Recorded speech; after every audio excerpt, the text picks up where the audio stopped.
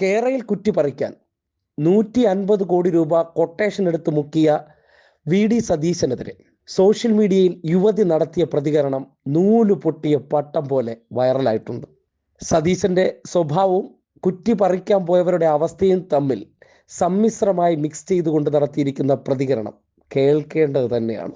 ഈ അടുത്ത കാലത്ത് സാമൂഹ്യ മാധ്യമങ്ങളിലൂടെ ഒരു വനിത നടത്തിയിരിക്കുന്ന മികച്ചൊരു വിമർശനം, അതും മികച്ച രീതിയിൽ പരിഹാസം കലർത്തിയുള്ള ഒരു പ്രതികരണം.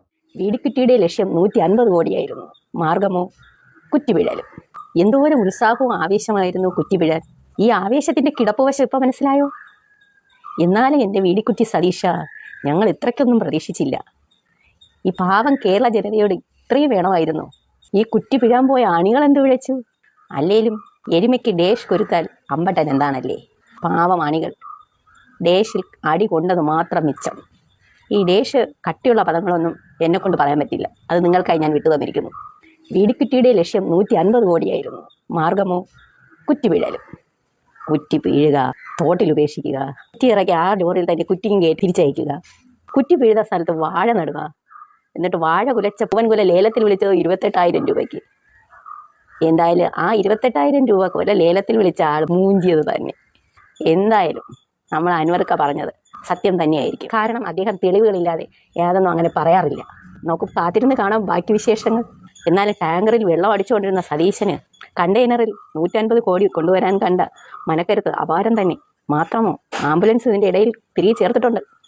ആ ലെവലിലേക്ക് കേരളം പോയി കഴിഞ്ഞാൽ 2035-2040 കാലഘട്ടത്തേക്കുള്ള വികസനം കണക്കാക്കി കർണാടകയിലെയും ഹൈദരാബാദിലെയും IT കമ്പനികൾ വാങ്ങിക്കൂട്ടിയ ഭൂമിയും land bank, special economic zone permission അടക്കം വാങ്ങി നിർമ്മാണ പ്രവർത്തനങ്ങൾ നടക്കുന്ന ഭീമൻ കെട്ടിടങ്ങളും എല്ലാം വലിയൊരു ശതമാനം പാഴാകുമെന്നും ഇതിലൂടെ തങ്ങൾക്ക് വരാനിരിക്കുന്ന ഇൻഫ്രാസ്ട്രക്ചർ ലെൻഡിംഗ് ബിസിനസ് അവതാളത്തിലാകുമെന്നും ഇത് വലിയ സാമ്പത്തിക ബാധ്യത ഉണ്ടാക്കുമെന്നും അവർ മനസ്സിലാക്കി. സർ, ഈ വികസന വിപ്ലവത്തെ തടയിടാൻ പോംവഴിയായി അവർ കണ്ടെത്തിയത് കേരളത്തിലെ കോൺഗ്രസിനെ കൂടെ നിർത്തി ഈ പദ്ധതിയെ തകർക്കുക എന്നതായിരുന്നു. സർ, ഈ കൊടും ചതി ചെയ്യുന്നതിനായി, നിങ്ങൾ ശബ്ദം വെക്കും, ഈ കൊടും ചതി ചെയ്യുന്നതിനായി AICC general secretary Shri KC വേണുഗോപാലുമായി ഈ കമ്പനികൾ പ്രാഥമികമായ ഗൂഢാലോചന നടത്തുകയും ഈ ദൗത്യത്തിന്റെ ഉത്തരവാദിത്തം കേരളത്തിലെ പ്രതിപക്ഷ നേതാവ് ശ്രീ VD സതീശനെ ഏൽപ്പിക്കുകയും ചെയ്തു. ദൗത്യം വിജയിച്ചാൽ സതീശന് കിട്ടിയ ഓഫർ കേരളത്തിന്റെ മുഖ്യമന്ത്രി പദമായിരുന്നു. സാർ, ഈ തിരഞ്ഞെടുപ്പിൽ LDFനെ പരാജയപ്പെടുത്താൻ എത്ര പണം ചെലവഴിക്കാനും ഈ കമ്പനികൾ അന്ന് തയ്യാറായിരുന്നു. സാർ, ഇനിയാണ് നിങ്ങൾ കേൾക്കേണ്ടത്. നിങ്ങളെപ്പോലും വിറ്റ് നിങ്ങളുടെ നേതാവ് പണം വാങ്ങിയിട്ടുണ്ടോ എന്ന് നിങ്ങൾ ഓരോരുത്തരും ആലോചിച്ചോ? ഈ ആവശ്യത്തിലേക്ക് ഫെബ്രുവരി 2021 ഫെബ്രുവരി മാർച്ച് മാസങ്ങളിൽ 150 കോടി രൂപയാണ് ഇലക്ഷൻ ഫണ്ട് എന്ന നിലക്ക് കൈക്കൂലിയായി ശ്രീ VD സതീശന്റെ കയ്യിലെത്തിയിട്ടുള്ളത്. കേട്ടിട്ട് പറഞ്ഞോ? ബാംഗ്ലൂരിൽ നിന്നും ഫ്രോസൺ ചെയ്ത മത്സ്യം കൊണ്ടുവരുന്ന 20 ഫീറ്റ് കണ്ടെയ്നർ ലോറിയിൽ 50 കോടി രൂപ വീതം 3 ഘട്ടങ്ങളിലായാണ് പണം തൃശൂർ ചാവക്കാടിനടുത്തുള്ള ചേറ്റുവക്കടപ്പുറത്തെത്തിച്ചത്. അവിടെ നിന്നും 2 ആംബുലൻസുകളായി VD സതീശന്റെ കൂട്ടാളികളുടെ കയ്യിൽ ഈ പണം എത്തുകയും 2021 തിരഞ്ഞെടുപ്പിൽ മത്സരിച്ച 150 കോടി വന്നിട്ട് നിങ്ങൾക്ക് എന്ത് കിട്ടിയെന്ന് എനിക്കറിയില്ല. എനിക്കറിയുന്ന കുറച്ച് കോൺഗ്രസ് മത്സരിച്ച സ്ഥാനാർത്ഥി സുഹൃത്തുക്കളോട് ഈ വിവരം അറിഞ്ഞപ്പോൾ ഞാൻ അന്വേഷിച്ചു, നിങ്ങൾക്കൊക്കെ ഇലക്ഷൻ ഫണ്ട് എന്താ കിട്ടിയത്? ഫണ്ട് വരും, നിങ്ങൾ മുന്നോട്ട് പോയിക്കോ എന്ന് പറഞ്ഞു. പലരും പാവപ്പെട്ട കോൺഗ്രസിന്റെ സ്ഥാനാർത്ഥികളെ വീട് പറയം വെച്ചിട്ട് ഇപ്പൊ എത്തിയില്ല. കിട്ടിയ കാശ്, ഈ വാങ്ങിയ കാശിന്റെ എത്ര ശതമാനം നിങ്ങൾക്ക് കിട്ടിയോന്ന് എനിക്കറിയില്ല, കിട്ടിയവർക്കറിയാം. ഈ പണം കേൾക്കും, നിങ്ങള് പറയാം, ഇവിടെ ഉണ്ടല്ലോ. ഈ പണം ഉപയോഗിച്ച് പ്രതിപക്ഷ നേതാവ് കർണാടകയിലാണ് ഈ പണം കൊണ്ട് നിക്ഷേപിച്ചിട്ടുള്ളത്. എന്നും രാവിലെ ബാംഗ്ലൂരിലേക്കാണോ പോകുന്നത്? ആ യാത്രാരേഖകൾ പരിശോധിക്കട്ടെ. 1 മാസത്തിൽ 3 തവണയെങ്കിലും കേരളത്തിന്റെ പ്രതിപക്ഷ നേതാവ് ബാംഗ്ലൂരിൽ പോയിട്ടുണ്ടോ അല്ലോ എന്നത് അന്വേഷണ ഏജൻസികൾ പരിശോധിക്കട്ടെ. അത് കഴിഞ്ഞില്ലല്ലോ 2021 തൃക്കാക്കര തെരഞ്ഞെടുപ്പ്. ആ തെരഞ്ഞെടുപ്പിലും മുഖ്യ വിഷയമായി നിങ്ങൾ ഉയർത്തിയത് ഈ കേരളയിൽ തന്നെയായിരുന്നു. എത്ര കോടി കിട്ടിയത് ആ തെരഞ്ഞെടുപ്പിന്? 25 കോടി. ഒരു മിനിറ്റ് സർ, ഒന്ന് പറഞ്ഞു തീരട്ടെ, ഒരു സീരിയസ് ആയ വിഷയമാണ്. 25 കോടി.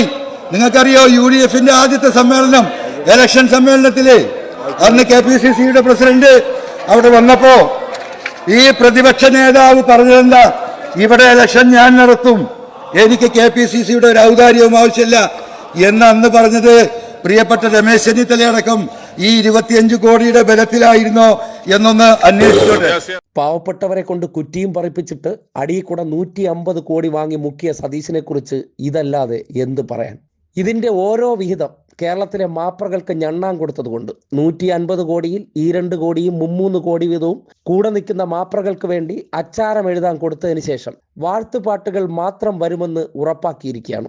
അതിന്റെ അടിസ്ഥാനത്തിലാണ് ഒരു പ്രതിപക്ഷ നേതാവ് 150 കോടി മുക്കി എന്ന കഥ നിയമസഭയിൽ വന്നിട്ട് പോലും മാപ്രകൾ വല്ലാത്ത തോതിലുള്ള ആവേശമുണ്ടാകാത്തത്. കാര്യം ആ അഴിമതി പണത്തിന്റെ പങ്ക് പറ്റി അതിന്റെ ഒരു വശം കടിച്ചു പിടിച്ചിരിക്കുന്ന മാപ്രകൾക്ക് എങ്ങനെ വാ തുറക്കാൻ കഴിയും? എന്നിരുന്നാലും സോഷ്യൽ മീഡിയയിൽ ഇതുപോലുള്ളവർ ഇതിനെതിരെ ശക്തമായി പ്രതികരിക്കുന്നുണ്ട്. ആരാണ് എന്താണെന്ന് വ്യക്തമല്ല, എങ്കിലും വിമർശനം സതീശന്റെ ആസനത്തിലേൽക്കുന്ന വെടിയാകുമെന്നുള്ള കാര്യത്തിൽ യാതൊരു തർക്കവുമില്ല. വീടിക്കുറ്റിയുടെ ലക്ഷ്യം 150 കോടിയായിരുന്നു. മാർഗമോ കുറ്റിവീഴലും. എന്തോരം ഉത്സാഹവും ആവേശമായിരുന്നു കുറ്റിവീഴാൻ. ഈ ആവേശത്തിന്റെ കിടപ്പുവശം ഇപ്പം മനസ്സിലായോ? എന്നാലും എൻ്റെ വീടിക്കുറ്റി സതീശ, ഞങ്ങൾ ഇത്രയ്ക്കൊന്നും പ്രതീക്ഷിച്ചില്ല. ഈ പാവം കേരള ജനതയോട് ഇത്രയും വേണമായിരുന്നു. ഈ കുറ്റി പിഴാൻ പോയ ആണികൾ എന്ത് വിളിച്ചു? അല്ലേലും എരുമയ്ക്ക് ഡേഷ് കൊരുത്താൽ അമ്പട്ടൻ എന്താണല്ലേ? പാവം ആണികൾ ഡേഷിൽ അടി കൊണ്ടത് മാത്രം മിച്ചം. ഈ ഡേഷ് കട്ടിയുള്ള പദങ്ങളൊന്നും എന്നെക്കൊണ്ട് പറയാൻ പറ്റില്ല, അത് നിങ്ങൾക്കായി ഞാൻ വിട്ടു തന്നിരിക്കുന്നു. വീടിക്കുറ്റിയുടെ ലക്ഷ്യം 150 കോടിയായിരുന്നു. മാർഗമോ കുറ്റിവീഴലും. കുറ്റി വീഴുക, തോട്ടിൽ ഉപേക്ഷിക്കുക, കുറ്റി ഇറക്കി ആ ലോറിയിൽ തന്നെ കുറ്റിയും തിരിച്ചയക്കുക, കുറ്റി വീഴുന്ന സ്ഥലത്ത് വാഴ നടുക, എന്നിട്ട് വാഴ കുലച്ച പൂവൻകുല ലേലത്തിൽ വിളിച്ചത് 28,000 രൂപയ്ക്ക്. എന്തായാലും ആ 28,000 രൂപ കുല ലേലത്തിൽ വിളിച്ച ആൾ മൂഞ്ചിയത് തന്നെ. എന്തായാലും നമ്മൾ അൻവർക്ക പറഞ്ഞത് സത്യം തന്നെയായിരിക്കും. കാരണം അദ്ദേഹം തെളിവുകളില്ലാതെ യാതൊന്നും അങ്ങനെ പറയാറില്ല. നമുക്ക് കാത്തിരുന്ന് കാണാം ബാക്കി വിശേഷങ്ങൾ. എന്നാൽ ടാങ്കറിൽ വെള്ളം അടിച്ചുകൊണ്ടിരുന്ന സതീശന് കണ്ടെയ്നറിൽ 150 കോടി കൊണ്ടുവരാൻ കണ്ട മനക്കരുത്ത് അപാരം തന്നെ. മാത്രമോ, ആംബുലൻസ് ഇതിൻ്റെ ഇടയിൽ തിരികെ ചേർത്തിട്ടുണ്ട്.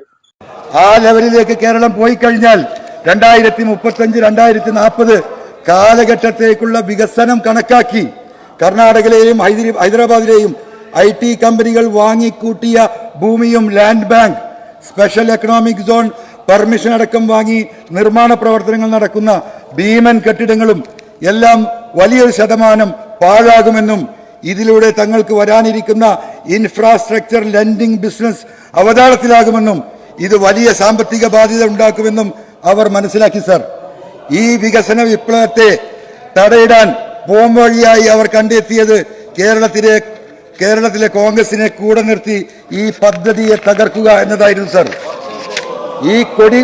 ഈ കൊടും ചതി ചെയ്യുന്നതിനായി, നിങ്ങൾ ശബ്ദം വെക്കും, ഈ കൊടും ചതി ചെയ്യുന്നതിനായി AICC general secretary Shri KC വേണുഗോപാലുമായി ഈ കമ്പനികൾ പ്രാഥമികമായ ഗൂഢാലോചന നടത്തുകയും ഈ ദൗത്യത്തിന്റെ ഉത്തരവാദിത്തം കേരളത്തിലെ പ്രതിപക്ഷ നേതാവ് ശ്രീ VD സതീശനെ ഏൽപ്പിക്കുകയും ചെയ്തു. ദൗത്യം വിജയിച്ചാൽ സതീശന് കിട്ടിയ ഓഫർ കേരളത്തിന്റെ മുഖ്യമന്ത്രി പദമായിരുന്നു. സാർ, ഈ തിരഞ്ഞെടുപ്പിൽ LDF-നെ പരാജയപ്പെടുത്താൻ എത്ര പണം ചെലവഴിക്കാനും ഈ കമ്പനികൾ അന്ന് തയ്യാറായിരുന്നു. സാർ, ഇനിയാണ് നിങ്ങൾ കേൾക്കേണ്ടത്. നിങ്ങളെപ്പോലും വിറ്റ് നിങ്ങളുടെ നേതാവ് പണം വാങ്ങിയിട്ടുണ്ടോ എന്ന് നിങ്ങൾ ഓരോരുത്തരും ആലോചിച്ചോ? ഈ ആവശ്യത്തിലേക്ക് ഫെബ്രുവരി 2021 ഫെബ്രുവരി മാർച്ച് മാസങ്ങളിൽ 150 കോടി രൂപയാണ് ഇലക്ഷൻ ഫണ്ട് എന്ന നിലക്ക് കൈക്കൂലിയായി ശ്രീ VD സതീശന്റെ കയ്യിലെത്തിയിട്ടുള്ളത്. കേട്ടിട്ട് പറഞ്ഞോ?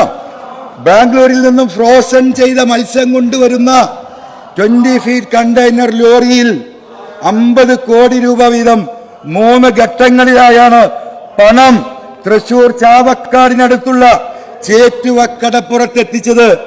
അവിടെ നിന്നും 2 ആംബുലൻസുകളായി VD സതീശന്റെ കൂട്ടാളികളുടെ കയ്യിൽ ഈ പണം എത്തുകയും 2021 തിരഞ്ഞെടുപ്പിൽ മത്സരിച്ച 150 കോടി വന്നിട്ട് നിങ്ങൾക്ക് എന്ത് കിട്ടിയെന്ന് എനിക്കറിയില്ല. എനിക്കറിയുന്ന കുറച്ച് കോൺഗ്രസ് മത്സരിച്ച സ്ഥാനാർത്ഥി സുഹൃത്തുക്കളോട് ഈ വിവരം അറിഞ്ഞപ്പോൾ ഞാൻ അന്വേഷിച്ചു, നിങ്ങൾക്കൊക്കെ ഇലക്ഷൻ ഫണ്ട് എന്താ കിട്ടിയത്? ഫണ്ട് വരും, നിങ്ങൾ മുന്നോട്ട് പോയിക്കോ എന്ന് പറഞ്ഞു.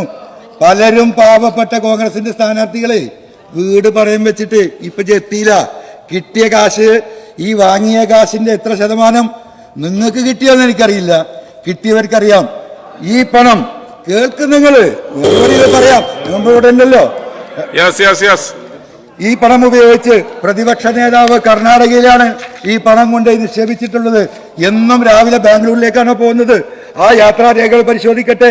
ഒരു മാസത്തിൽ 3 തവണയെങ്കിലും കേരളത്തിന്റെ പ്രതിപക്ഷ നേതാവ് ബാംഗ്ലൂരിൽ പോയിട്ടുണ്ടോ അല്ലോ എന്നത് അന്വേഷണ ഏജൻസികൾ പരിശോധിക്കട്ടെ. അത് കഴിഞ്ഞില്ലല്ലോ 2021 തൃക്കാക്കര തെരഞ്ഞെടുപ്പ്. ആ തെരഞ്ഞെടുപ്പിലും മുഖ്യ വിഷയമായി നിങ്ങൾ ഉയർത്തിയത് ഈ കേരളയിൽ തന്നെയായിരുന്നു.